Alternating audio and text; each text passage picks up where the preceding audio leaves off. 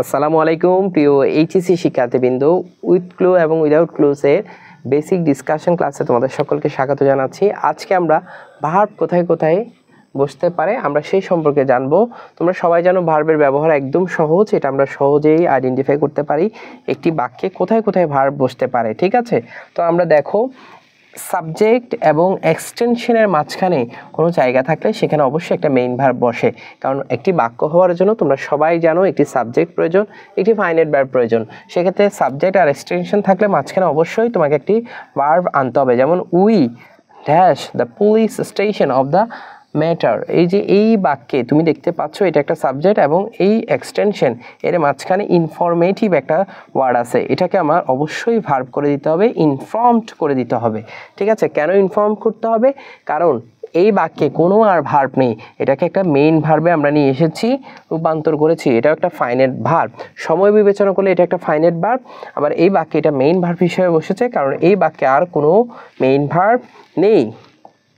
দেখো একদম সিম্পল কিছু আলোচনা হবে আজকের ক্লাসে। দেখো সাবজেক্ট, এই দেখো অক্সিলারি কিংবা মডেল ভার্ব, এই দুটো ভার্বের পর অবশ্যই একটা মেইন ভার্ব অবশ্যই আনতে হবে, কারণ অক্সিলারি ভার্ব অর্থাৎ সাহায্যকারী ভার্ব কিংবা মডেল ভার্ব দিয়ে তুমি বাক্য শেষ করার সুযোগ নেই। যেমন দেখো রুনা লায়লা ইজ, এই যে অক্সিলারি ভার্ব, এরপরে যে সিঙ্গার এই নাউনটাকে একটা ভার্বে করে ফেলতে হবে, সিঙ্গিং এ সং।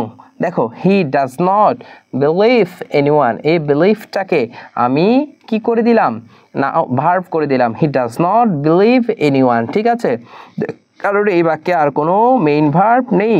দেখো উই শুড, এটা একটা মডাল ভার্ব, এরপর অবশ্যই একটা মেইন ভার্ব থাকতে হবে।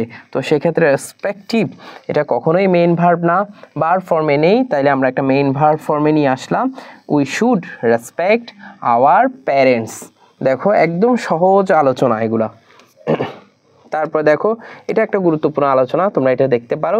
ফ্রেজাল ভার্ব, যখন দুটো শব্দ একসাথে বসে ভার্বের কাজ করে তখন তাকে আমরা ফ্রেজাল ভার্ব বলবো। এর ক্ষেত্রে উভয় অংশ অপরিহার্য, কারণ একটা বাদ দিলে আরেকটা যদি রাখো তাহলে সেক্ষেত্রে পুরো বাক্যের মিনিংটা তুমি যেটা চাচ্ছ সেটা আসবে না। বিদায় সেন্টেন্সের অর্থ সম্পূর্ণ করতে বাদ পড়া যে কোনো ভার্ব ওয়ার্ডটিকে শূন্যস্থানে বসাতে হবে। যেমন ধরো শাহানা আফটার হার মাদার, এই আফটার এর আগে একটি ভার্ব বসে এই ভার্ব এবং আফটার শব্দ দুটো একসাথে একই অর্থ বহন করছে, অর্থাৎ দুটো শব্দ একসাথে হয়ে একটি অর্থ বহন করছে। অর্থাৎ Shahana takes after her mother, অর্থাৎ শাহানা দেখতে তার মায়ের মতন, টেক্স আফটার হার মাদার। এই টেক দিলে কিন্তু কিংবা শুধু আফটার দিলে তোমার বাক্যটা পরিপূর্ণ অর্থ প্রকাশ করে না, কারণ এটা একটা ফ্রেজাল ভার্ব, টেক্স আফটার একসাথে বসে এটা একটা অর্থপূর্ণ বাক্যে পরিণত হয়।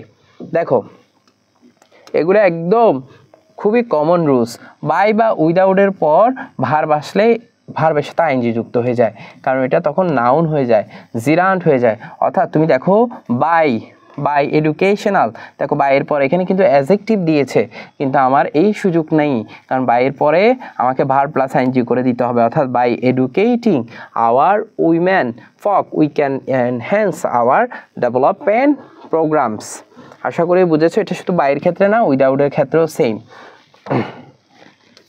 তারপর দেখো 5 নম্বর রুলসটা কি আলোচনা হয়েছে, ওয়াইল। ওয়াইলটা যখন কনজাংশন হিসেবে ব্যবহৃত হবে কিন্তু এরপরে সাবজেক্ট থাকবে না, তখন ভার্ব আসলে ভার্বের সাথে আইএনজি যুক্ত করে দিতে হবে। যেমন তো ওয়াইল প্রিপারেশন, এখানে কিন্তু কোনো সাবজেক্ট নেই কিংবা অক্সিলারি ভার্ব নেই, তাহলে সেক্ষেত্রে এই প্রিপারেশনটাকে তুমি ভার্ব ফর্মে এনে ভার্বের সাথে আইএনজি যুক্ত করে দিবে।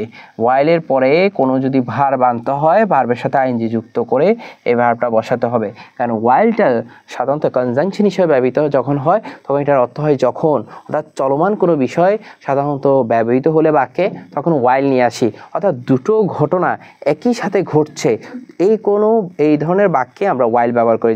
যেমন ধরো আমরা যখন টিভি দেখছিলাম তারা তখন খেলছিল, এই যে দুটো ঘটনা একই সাথে ঘটছে একই সময়ে ঘটছে তখন সাধারণত আমরা ওয়াইলের ব্যবহার করি।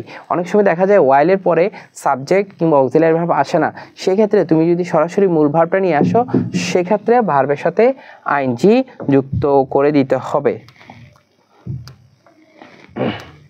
দেখো এতটুকুই ছিল আজকে আমাদের কিসের আলোচনা ভাইয়া, আজকে আমাদের ভার্বের আলোচনা।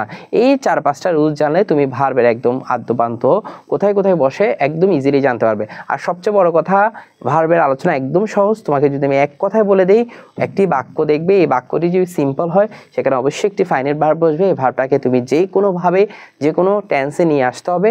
আর যদি দেখো বাক্যটি কমপ্লেক্স, সেক্ষেত্রে 2টি ফাইনাইট ভার্ব, কম্পাউন্ড হলো 2টি ফাইনাইট ভার্ব।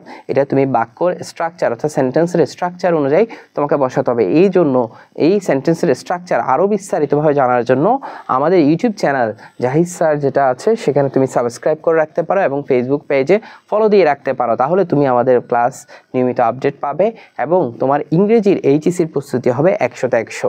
আগামী ক্লাসে দেখার জন্য আমন্ত্রণ রইল। সে পর্যন্ত ভালো থাকো। আসসালামু আলাইকুম।